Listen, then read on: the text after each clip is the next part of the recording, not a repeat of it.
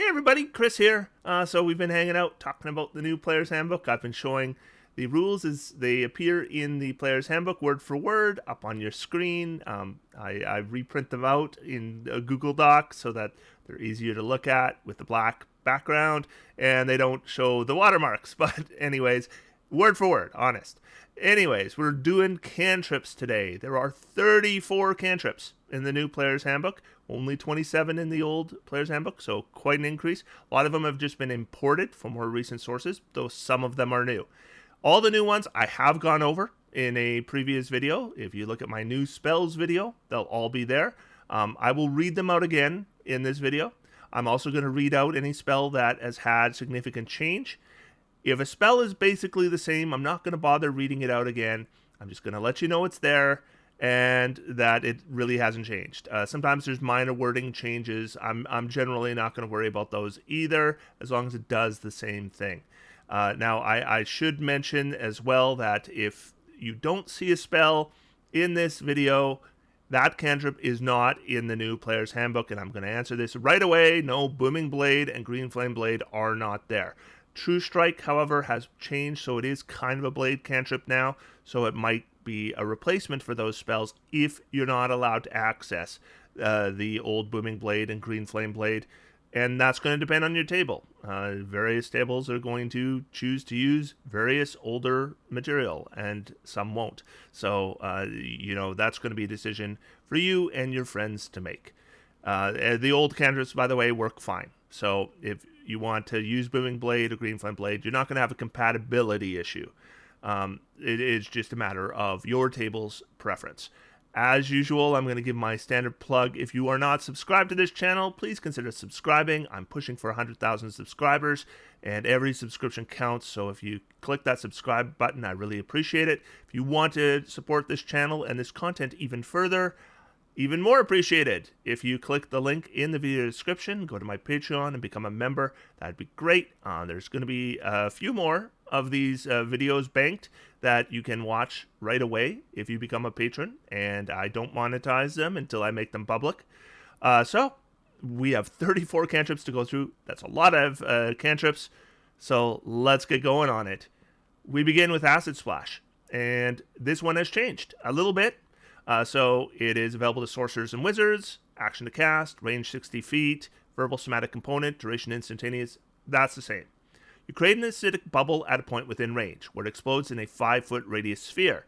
Each creature in that sphere must succeed on a dexterity saving throw or take a d6 acid damage, and then it upgrades. And the standard cantrip upgrade, I'm not going to repeat this every single time, is the damage die increases by 1 die at levels 5, 11, and 17.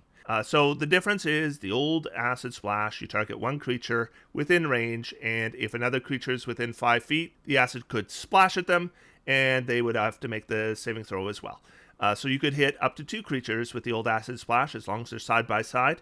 With the new Acid Splash, you could potentially do more, but 5-foot radius sphere is very small. On a 2-dimensional map, that's 4 squares. If you're playing in 3 dimensions, that'd be 8 squares total. So it's still not very likely you're going to hit more than 2 creatures unless you got a whole bunch of people that are all clustered together. Of course, that's going to be the dream, because you do that and hit them all with an Acid Splash, and that'll be pretty glorious for a cantrip. I like the sphere better than the old version. I think at worst it's the same, but at best you could potentially hit more creatures with it, which I like. So let's move on. Blade Ward had a very substantial change, so available to bards, sorcerers, warlocks, and wizards, casting time and action, range self, components, verbal somatic. First change is duration, concentration up to a minute. The old version lasted for a round, right, until the start of your next turn, I think. Whenever a creature makes an attack roll against you before the spell ends, the attacker subtracts a d4 from the attack roll. So the old version, by the way, was not concentration, and it gave you resistance to bludgeoning, piercing, and slashing damage. So now, instead of giving you resistance, it's making the attack less likely to hit. And with the duration of up to a minute, it lasts a lot longer. However, it is now using your concentration. Where I really see this being impactful is because concentration 1 minute should last a combat, but if it's an action to cast, that means the first round of combat, unless you had a chance to prepare right beforehand, means that you will basically lose out on your action on round 1, which isn't so great. If you're a Valor Bard or an Eldritch Knight of the appropriate level, then you can replace one of your attacks from the attack action with a cantrip, and casting Blade Ward with that attack, probably a good move if you want to concentrate on defense and you aren't concentrating on anything else. I think it's pretty good, and I probably will use it more often than I did before with Valor Bards or Eldritch Knights. I'm not sure about other classes. I mean, if I have a chance to prepare before combat, maybe, otherwise probably not. Chill Touch had a dramatic change. Okay, so it is available to sorcerers, warlocks, and wizards, casting time and action, range, touch. The old version was a range of 120 feet, so they have changed Chill Touch, believe it or not, to a touch spell. Obviously, with the name Chill Touch, it makes sense that it's a touch spell. You're going to have to compare it to Shocking Grasp now instead of comparing it to Firebolt. Anyway, components: verbal somatic, duration instantaneous, channeling the Chill of the Grave, make a melee spell attack against a target within reach. On a hit, the target takes a D10 necrotic damage. The old version did a D8, and it can't regain hit points until the end of your next turn, which is the same. The old Chill Touch also gave advantage on attacking creatures that were undead. That is gone. And then we have our standard upgrade for damage. Then we have Dancing Lights, available to bards, sorcerers, and wizards. And it's basically the same. I didn't notice any change for Dancing Lights. Druidcraft, available to druids, and again, the same. You'll see that the formatting's a little different so that it's a little easier to read and determine what you can do with it. They've done this with a few different spells that, they're not necessarily changed, but if you look at them, they're just a little easier to parse out that text. And that's what they did with Druidcraft. Otherwise, it's the same spell it's always been. Eldritch Blast only had one change. So obviously an iconic Warlock cantrip. And it says, make a ranged spell attack against one creature or object within range. The old version didn't include objects. If you wanted to hit an object, you basically had to use Firebolt. Now you can use Eldritch Blast as well. Otherwise, it's the same spell. So Elementalism is technically a new spell. It used to be called Elemental Attunement, I think. And it was a feature that the Four Elements monk got. And they got it automatically, and they could use it whenever they wanted, as if it was a cantrip. Well, now it's just a cantrip, and it's available to druids, sorcerers, and wizards, and Warrior of Elements monk still gets it for free. They just don't have a spell list, which is why they're not listed here. Should mention also, you'll notice that Artificer won't be listed on any of these cantrips. That does not mean Artificers can't use these spells, so they won't have access to Elementalism. It just means that they're not listed in the New Player's Handbook. They don't talk about the Artificer at all. I mean, it's like they don't talk about Bruno, they don't talk about the Artificer. Or Artificer, whatever you want to call it. I honestly don't really care what it's called. Anyway, Elementalism, I went over it in my new spells video, so I'm just going to read it quickly. Action to cast. Range 30 feet. Components verbal somatic. Duration instantaneous. You exert control over the elements, creating one of the following effects within range. Beckon air. You create a breeze strong enough to ripple cloth, stir dust, rustle leaves, and close open doors and shutters, all in a 5-foot cube. Doors and shutters being held open by someone or something aren't affected. Beckon earth. You create a thin shroud of dust or sand that covers surfaces in a 5-foot square area. You can cause a single word to appear in your handwriting in a patch of dirt or sand. Beckon fire. You create a thin cloud of harmless embers and colored scented smoke in a 5-foot cube. You choose the color of the scent, and the embers can light candles, torches, or lamps in that area. The smoke scent lingers for a minute. Beckon water. You create a spray of cool mist that lightly dampens creatures and objects in a 5-foot cube. Alternatively, you create 1 cup of clean water, either in an open container or on a surface, and the water evaporates after 1 minute. And sculpt element. You cause dirt, sand, fire, smoke, mist, or water that can fit in a 1-foot cube to assume a crude shape, such as that of a creature, for 1 hour.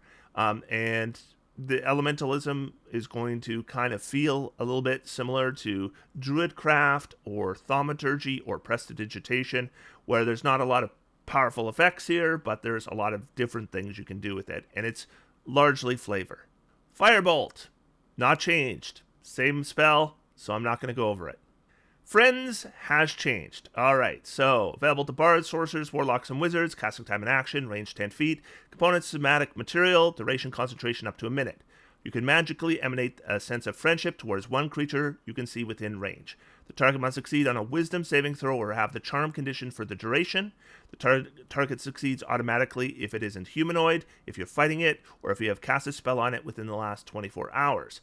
The spell ends early if the target takes damage, or if you make an attack roll, deal damage, or force anyone to make a saving throw. When the spell ends, the target knows it was charmed by you.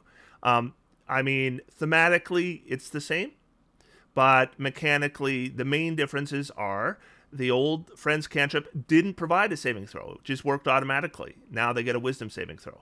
The old Friends cantrip didn't apply the charm condition. It just gave you advantage on charisma ability checks to interact with that creature, which the charm condition does as well, so basically the same, I guess. And then finally, the old version said that once a spell ended, the creature knew it was charmed by you, and it was hostile to you automatically. Not anymore.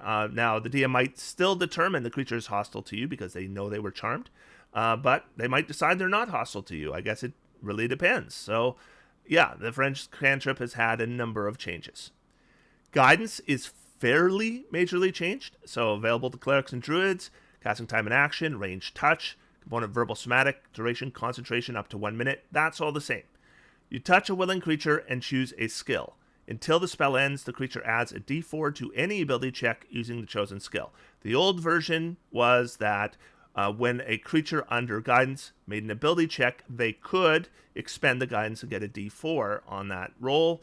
So now you're choosing one skill and one skill alone, but it could affect multiple rolls. So if you use guidance for somebody, let's say on their stealth, and then they have to make 3 stealth checks in the next minute, they get the d4 on all 3 checks.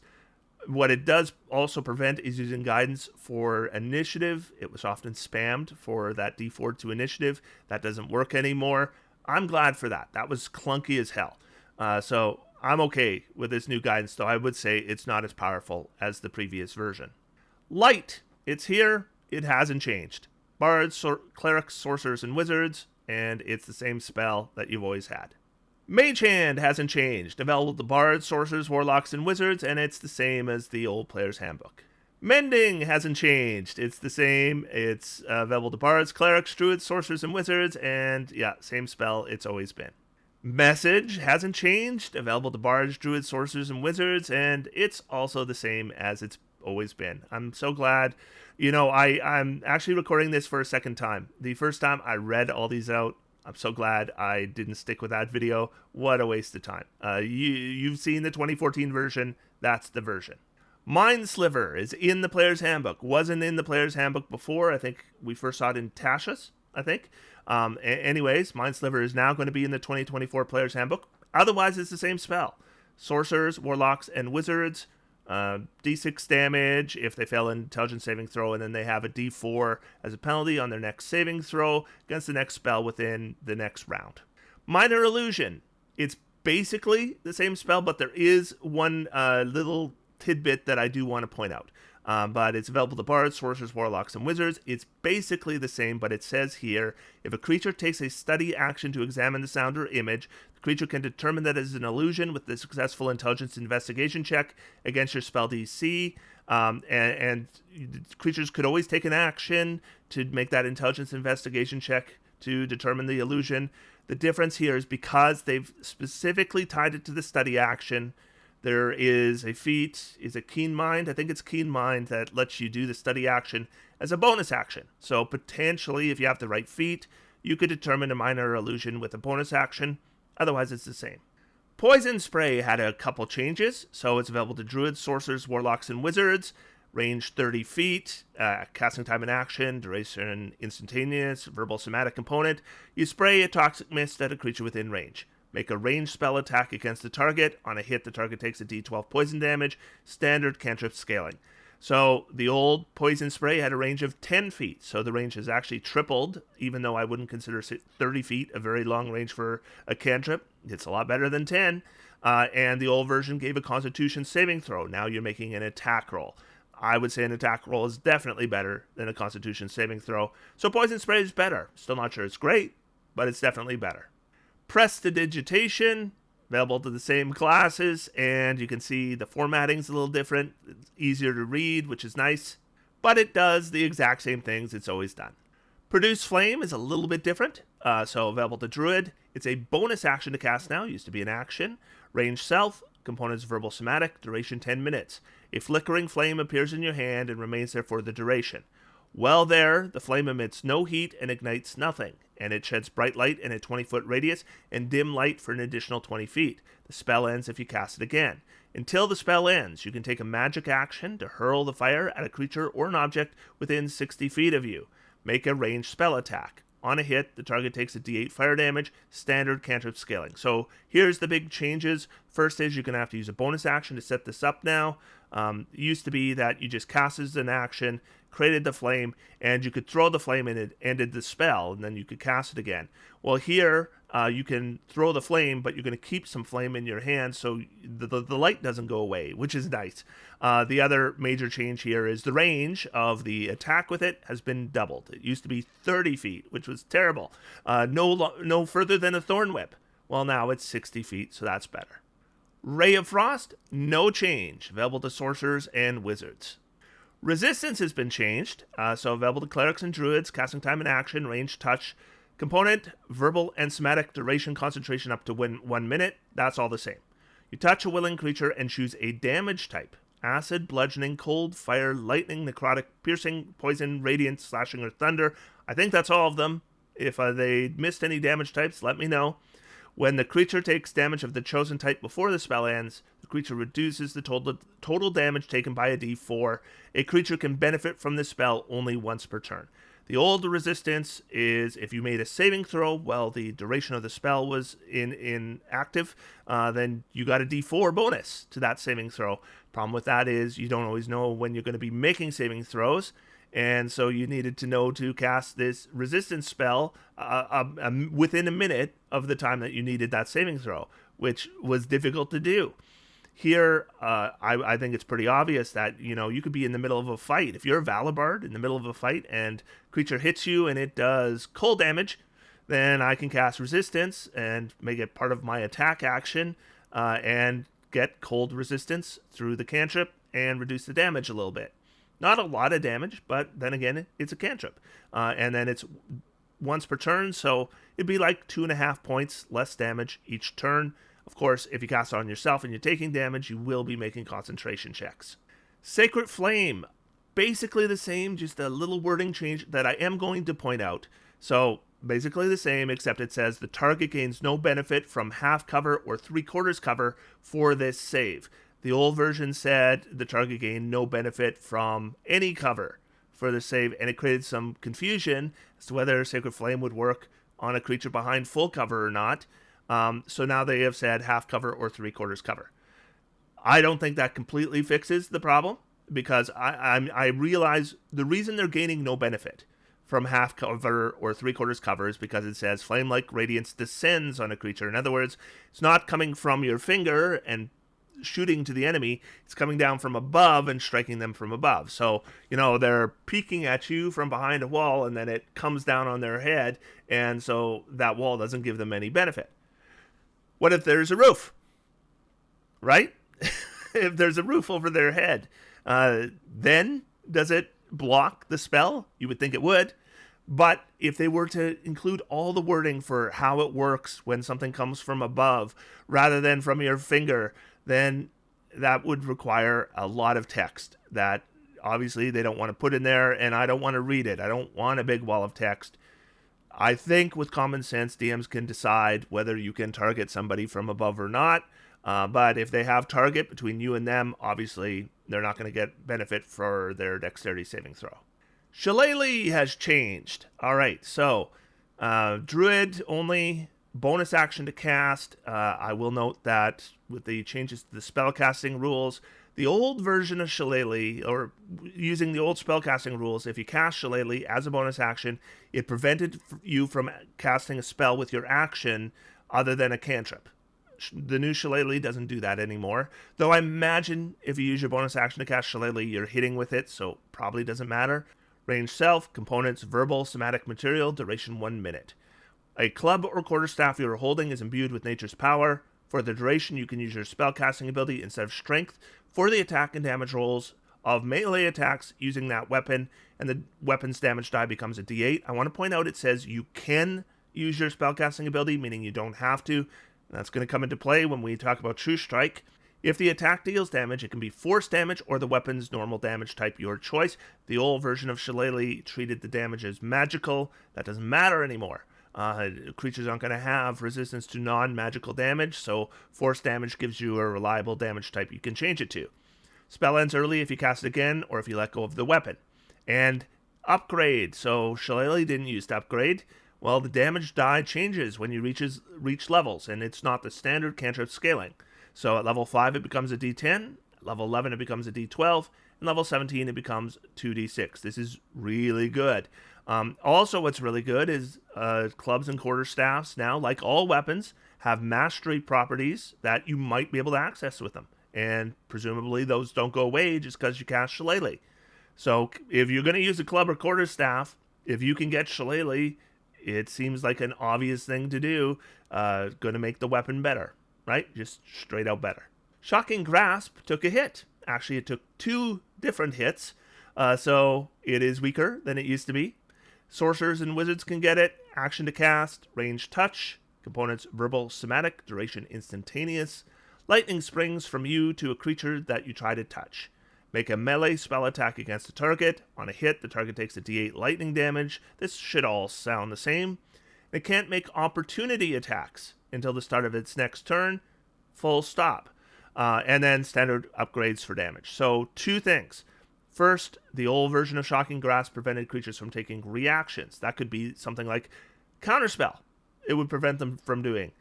There's also creatures now that can do other kinds of reactions. If you've seen the new version of Vecna, for example, he's got some pretty nasty reactions. Shocking Grasp no longer prevents those. The other change is Shocking Grasp used to give you advantage on the attack roll if the creature was wearing metal armor. They've removed that. So, Shocking Grasp, weaker than it used to be. If you don't like it, take a look at Chill Touch. It's now a touch spell. You might like it more. Sorcerous Burst is a new spell. I've gone over it already in my new spells video, so I'm just going to read it, and I'm not going to bother telling you anything else about it. Babble the Sorcerers. Action to cast. 120 feet. Components verbal somatic. Duration instantaneous. You cast Sorcerous Energy at one creature or object within range. Make a ranged attack roll against the target. On a hit, the target takes a d8 damage of a type you choose. Acid, cold, fire, lightning, poison, psychic, or thunder. If you roll an 8 on a d8 for this spell, you can roll another d8 and add it to the damage. When you cast a spell, the maximum number of these d8s you can add to the spell's damage equals your spellcasting ability modifier, standard cantrip upgrading. Spare the Dying had a pretty significant change. Available to clerics and druids, casting time and action, range 15 feet. The old Spare the Dying was a touch spell. Components, verbal and somatic, duration instantaneous. Choose a creature within range that has 0 hit points and isn't dead. That creature becomes stable. And the other change, it upgrades. The range doubles when you reach levels 5, becomes 30 feet, 11 becomes 60 feet, and 17 becomes 120 feet. So right from level 1, Spare the Dying has the enhancement of a 15-foot range and eventually can have a 120-foot range. So a fair enhancement to Spare the Dying. Starry Wisp is new, so I'll read it out. Bards and Druids, casting time and action, range 60 feet, components verbal somatic, duration instantaneous. You launch a mote of light at one creature or object within range, make a ranged spell attack against the target. On a hit, the target takes a d8 radiant damage, and until the end of your next turn, it emits dim light in a 10-foot radius and can't benefit from the invisible condition. Standard cantrip upgrading. Poor bards and druids, they just can't get an attack cantrip that has more than 60-foot range. Okay, so Thaumaturgy, I have to actually re-record this because I was going to say it was the same. It's almost the same. So it pretty much does the same things, but there is one thing hard-coded into it that wasn't before. It says booming voice. Your voice booms up to 3 times as loud as normal for 1 minute. The old version allowed you to make your voice loud as well, but this one says, for the duration, you have advantage on charisma intimidation checks. In my experience, DMs usually, that's how they handled that anyway, but now it's been hard-coded into the spell. So, slight change, otherwise mostly the same. Thorn Whip, no change. Druid cantrip, it's still a melee spell attack with 30-foot range. Still has the size limitations for the pulling. It's all the same. Thunderclap was not in the old Player's Handbook, will be in the new Player's Handbook, but it's ported over from, was it Xanathar's? We first saw Thunderclap? I think it was. Thunderclap does an area of effect damage around you.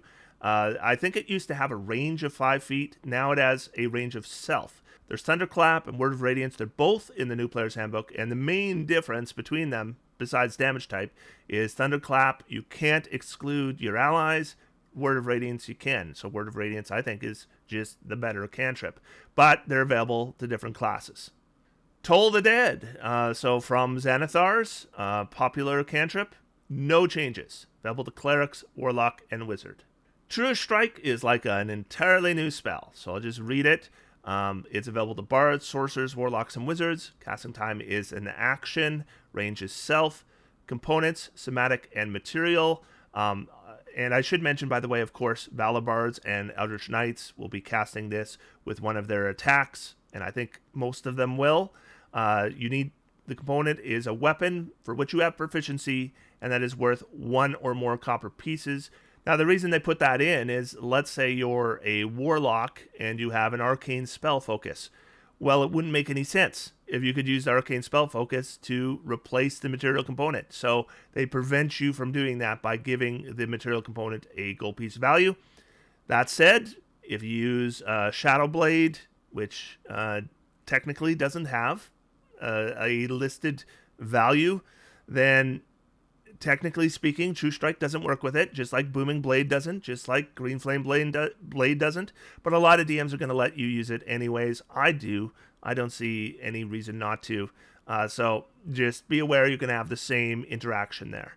Duration, instantaneous. Guided by a flash of magical insight, you make one attack with the weapon used in the spell's casting. The attack uses your spellcasting ability for that attack and damage rolls instead of using strength or dexterity. Note that, unlike Shillelagh, it doesn't say you can use your spellcasting ability modifier. You use it. If the attack deals damage, it can be radiant damage or the weapon's normal damage type, your choice. And whether you deal radiant damage or the weapon's normal damage type, the attack deals extra radiant damage when you reach levels 5, d6, level 11, 2d6, level 17, 3d6. So the first thing I'm going to note is, it's natural to compare this to Booming Blade and Green Flame Blade, at least it is for me. So here's the main differences I note. Number 1, you have to use your spellcasting ability modifier here. The other ones, Booming Blade and Green Flame Blade, don't care what your spellcasting ability is.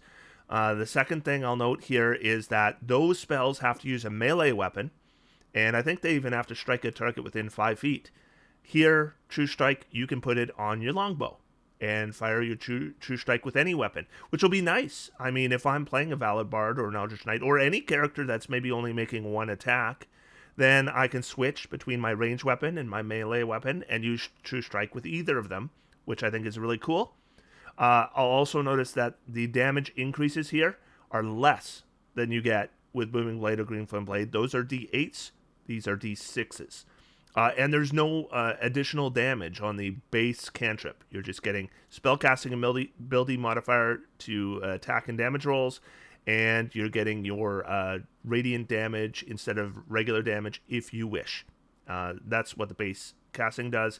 And then level 5 or higher, then you get extra damage. Okay? So that's the new True Strike. I kind of like it. It's definitely better. I mean, the old True Strike is infamous for being almost useless. This one here, for the right characters, I think is going to be really good. Vicious Mockery has had 2 changes. And rather than read it all out, I think I'll just point out what those changes are. The first is, the obvious one, is the damage die is increased. So it used to be a D4 psychic damage, now it's a D6 with D6 scaling. The second change is, it says here that we can target a creature that we can see or hear within range. Used to just be target you could see. So that means now you could target an invisible creature with Vicious Mockery. So a couple improvements there to this cantrip.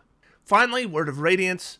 Not in the original Player's Handbook, was in Xanathar's. It's like Thunderclap, except it does radiant damage, and you can exclude your allies, so it's probably better. Only available to Clerics. And those are all the cantrips. Quite a few to go through, that's why I went through them very quickly. In my next video, I'm going to go over this species, so I hope you'll join me for that. Otherwise, until next time, I'm going to sit back, relax, and have some fun. D&D is for everyone. Thanks, everybody. I'll talk to you soon.